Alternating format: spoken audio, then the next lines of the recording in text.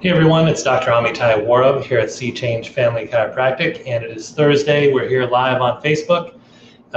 We are at a different time today, a little bit earlier than our usual 1:30 time. We're a little earlier today, but starting next week, we are going to be later. We're going to be doing it at 2:30 each Thursday. The way to make sure that you can watch what we're doing live each week is to like our Facebook page. So if you haven't liked us yet, please go ahead and do that now. That will enable you to get notifications, to let you know when we're going live and what we'll be talking about each week.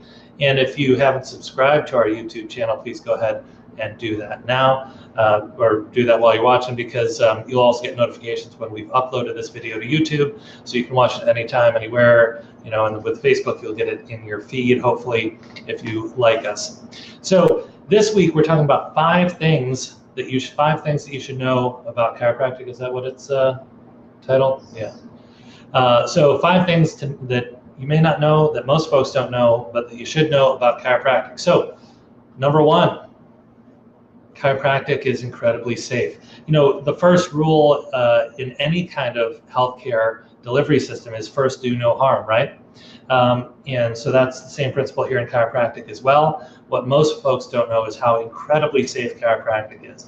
And I could give you all kinds of numbers, but really the most important number, the one that's most telling, is probably what I pay in malpractice coverage. Among doctorate level professionals, only psychologists, not psychiatrists, but psychologists are the only doctorate level professional that pays less in malpractice insurance than we do, and it's pretty close. And we pay essentially a fraction, about 1/10 of what our family practitioners might pay. Your primary care provider in terms of medical office, and we pay somewhere in the neighborhood of like 1/50th as much as an OBGYN, 1/100th as much of an anesthesiologist, or an orthopedist. What we do is so incredibly safe that actuaries have deemed that the risk is so low that our insurance rates are really low. So it's not like the actuaries are sitting in a room thinking, we love those chiropractors, we got to help them out, keep their malpractice rates low. No, it's because what we do is so safe.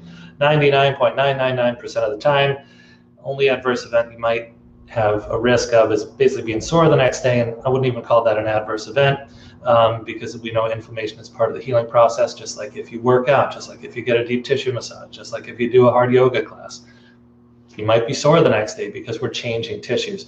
But what I found is that most folks, with rare exception, it might be the first time or two that they might have some mild soreness, if any. Most folks don't even have any when they come to see us. So fact number 1, chiropractic is incredibly safe, and I'll tie that in with fact number 2, which is that really everyone is well suited to at least get evaluated by a chiropractor. Everyone can benefit from chiropractic. Not everyone necessarily needs to be adjusted each time they come in. Not everyone needs a full course of chiropractic care. And really, that's the other thing is that we see from infants up to folks in their 90s, and they all benefit in different ways. I'll tie this in with number 2 and number 3. So number 2 is you don't have to have pain to go see a chiropractor, and you don't need a referral to go see a chiropractor. We are primary portal of entry providers, so no referrals necessary to go see a chiropractor. You can just call a chiropractic office and make an appointment with us.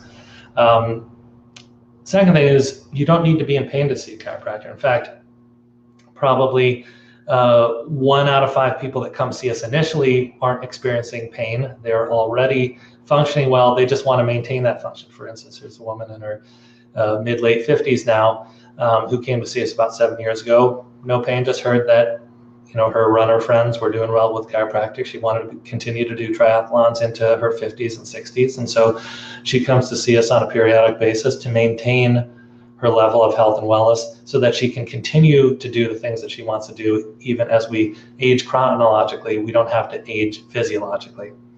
We can turn back the clock physiologically and stay in a younger state longer with the benefit of chiropractic. So you don't have to be in pain to see a chiropractor. You don't need a referral to go see a chiropractor. And really, all ages can see a chiropractor. The way I might adjust an infant, and this is point number 3, is doesn't need to be like cracking involved. There's more techniques, and we've talked about this in previous videos. There's more non-force or low-force techniques in chiropractic than there are traditional osseous adjusting techniques where you might hear a popping, cracking sound. And that's just gas being released in the joint. We talked about that, I think, a week or two ago. So that's just physiology. It's not an abnormal thing. There's no bones cracking. It's gas being released from the joint. But chiropractic, like I said, is safe on people of all ages. Of course, there are times where some forms of chiropractic are contraindicated, like giving a forceful adjustment on someone who has a fracture, a tumor, an infection, a bone infection. That's going to be contraindicated. But there's light force techniques that can still be applied on those folks, and they can still benefit with a healthier nervous system. Same thing with infants. Obviously, I'm not going to put a full force adjustment into a 3-day-old, but a light touch adjustment can help stimulate the proper response and reflex in the nervous system to help realign their spine and take tension off of the nervous system, which really, that's the whole point, is normalizing tone in the nervous system. The only reason that we're looking at the spine is because our spinal cord is housed there. Our brain is housed in this bony structure up top, and the extension of our brain is our spinal cord. And that's why, as chiropractors, we're looking at spines. If our brain was in our thumb, I'd be looking at thumbs all day, you know? So any age can benefit. The fourth thing that I'll talk about is most folks don't know that chiropractic adjustments have been shown to boost immune function. When people have been under chiropractic care, they tend to get sick less often, have better immune function, when they do have an injury or get sick, their immune system responds more robustly and faster, so they get over things not just more quickly, but more fully as well, and are less likely to have reoccurrence of whether it be an injury or infection. So not that I'm treating infection, but if we're boosting immune function, our body's innate ability to heal from within gets stimulated. So, and I'll post some of these links in terms of the studies that have shown this. There's, like I said, the fourth thing is improved immune function under chiropractic care.